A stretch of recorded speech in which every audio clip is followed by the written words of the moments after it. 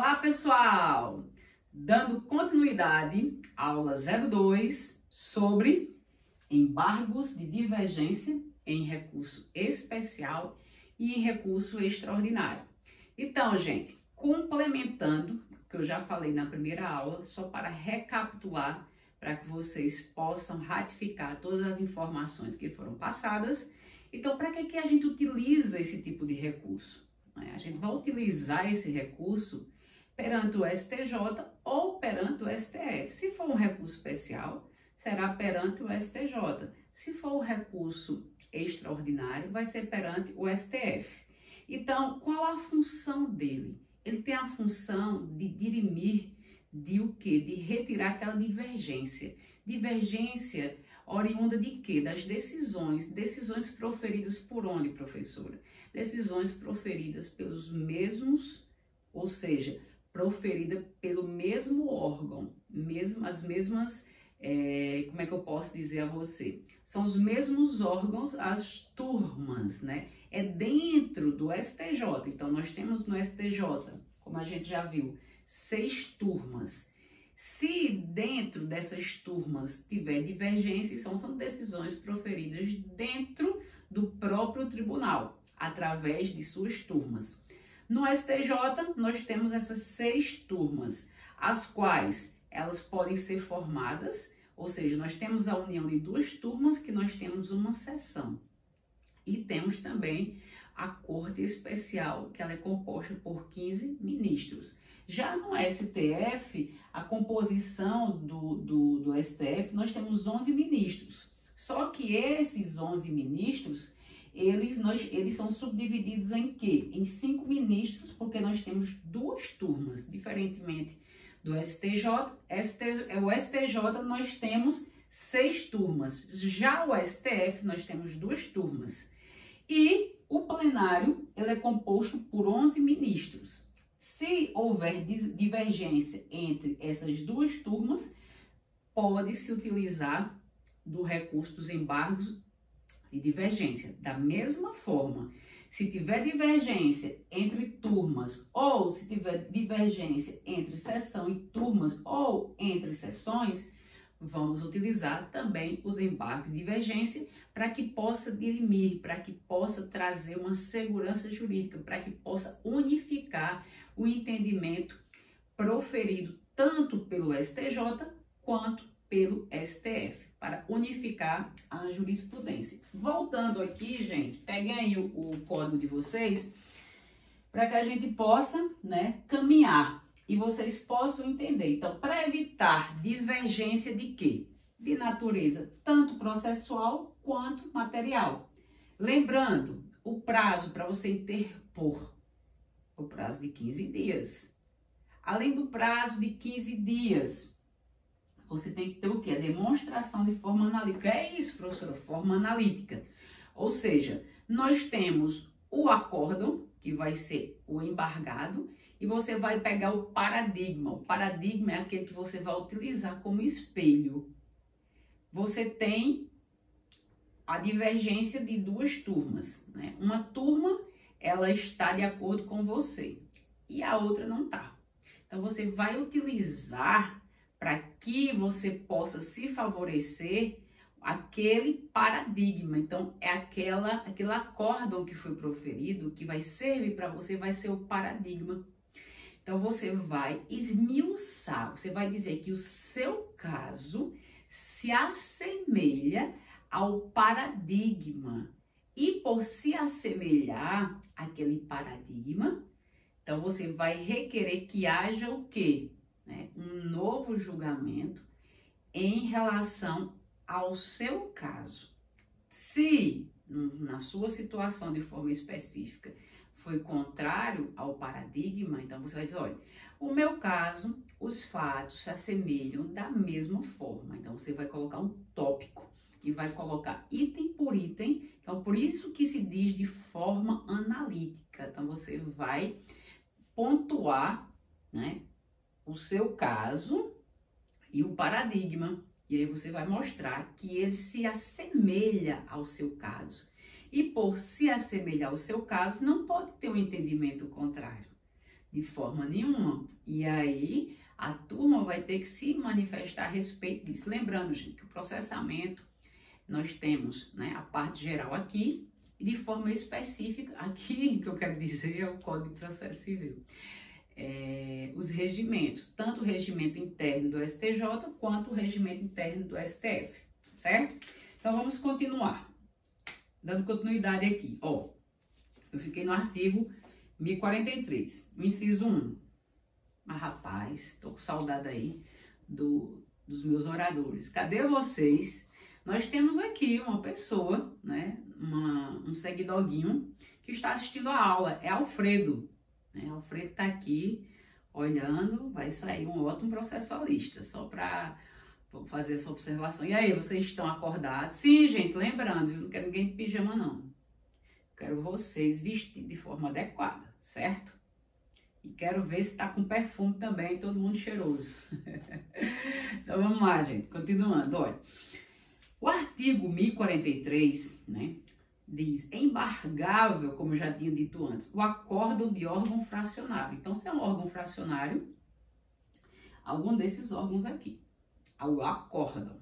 Lembrando, em recurso extraordinário ou especial, divergir do julgamento de qualquer outro órgão do mesmo tribunal. Então, existe uma divergência dentro desse tribunal, por exemplo, dentro do STJ, entre esses órgãos fracionários, certo?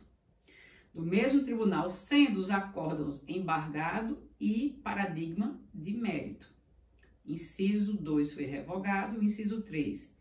Em recurso extraordinário ou em recurso especial, divergir do julgamento de qualquer outro órgão do mesmo tribunal, repetindo, sendo um acórdão de mérito, olha aqui a observação, no inciso 1 falou só de mérito, e aqui nós estamos falando de mérito, e outro que não tenha conhecido do recurso, embora tenha apreciado a controvérsia. Que é isso, professor? Ou seja, no item anterior ele só fala de mérito.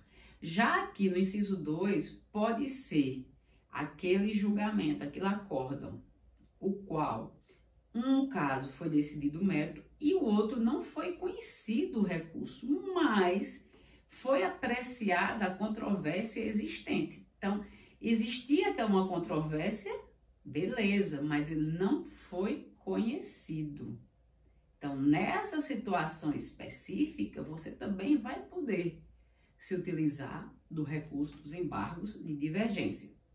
Parágrafo 1º diz, primeiro, poderão ser confrontadas teses jurídicas contidas em julgamento de recursos e de ações de competência originária. Então, nesse caso aqui, gente, ele está fazendo referência exatamente a quê? Então, ao julgamento, né, em recursos de ações de competência originária. Por exemplo, aquelas ações que são oriundas do próprio STJ ou do STF. Por que a senhora está dizendo isso, professora? Porque, gente, para se chegar ao STJ, ao STF, nós vamos utilizar de um recurso especial e do extraordinário. Houve um julgamento, por exemplo, no Tribunal de Justiça, e esse julgamento no Tribunal de Justiça, você interpôs o recurso especial, o recurso extraordinário. Ao ser julgado o seu recurso especial, identifica que ele foi o quê? Né? Você não teve o seu recurso especial o quê? Provido, porque se utilizou exatamente do entendimento de uma das turmas. Então, nessa situação, a sua competência não foi originária, a sua competência adveio da onde? Né? De uma decisão que foi proferida no juízo ACO, né? No Tribunal de Justiça, ou se for um Tribunal Regional Federal. Então, esse parágrafo primeiro está dizendo o seguinte, poderão ser confrontadas teses jurídicas contidas em julgamento de recursos e de ações de competência originária, certo?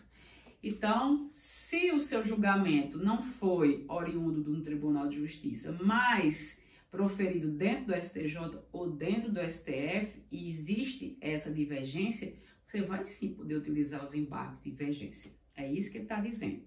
Parágrafo 2º. A divergência que autoriza a interposição de embargos de divergência pode verificar-se na aplicação do direito material ou do direito processual. Então, como eu já tinha dito antes, a natureza pode ser material ou processual, né?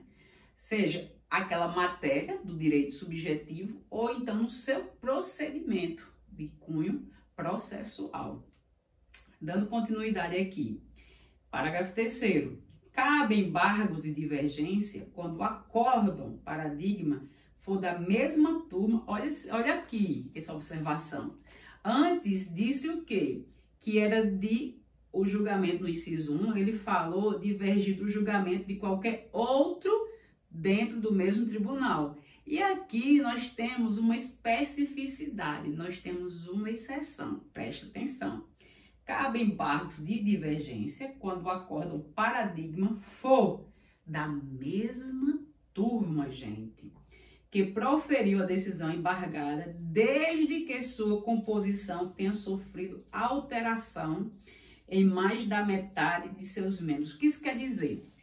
A gente sabe que existe a rotatividade, nós sabemos que existe também a aposentadoria. Então, o que ele está dizendo? Se com relação àquela turma ali que proferiu o julgamento, ela já foi o que? A sua composição já foi sofrida alteração de mais da metade dos seus membros, então pode muito bem você interpor recurso de embargo de divergência em relação àquele mesmo órgão. Que órgão? A mesma turma. Se foi a primeira turma, por exemplo, nós temos essa primeira turma aqui, e ela tinha no ano X proferido tal entendimento, e aquele entendimento, né, lhe beneficiava.